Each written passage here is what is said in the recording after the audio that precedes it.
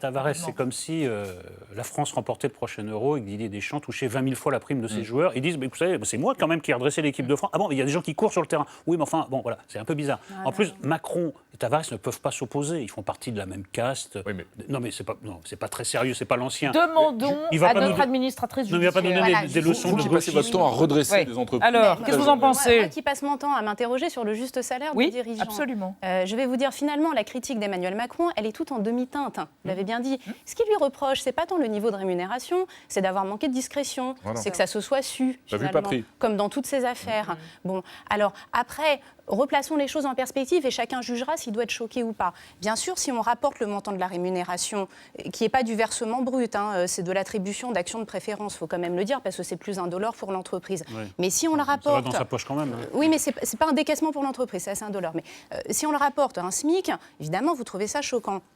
Vous avez rappelé, Renaud, qu'il avait redressé les comptes de Peugeot, bénéficiaire pour la première fois depuis 5 ans. Mais vous n'avez pas donné le chiffre.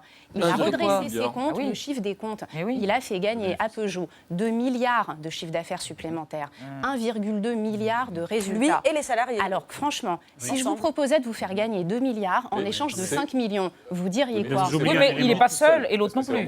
Oui, c'est pas lui tout seul. Mais malheureusement, mettre en place une stratégie, c'est du ressort de la direction. Il y a des gens qui boulonnent. Bien sûr, il y a des gens qui font. Et puis il y a eu un prêt garanti par l'État. Et l'État garantit un prêt de 7 milliards. Et ensuite n'a pas son mot à dire.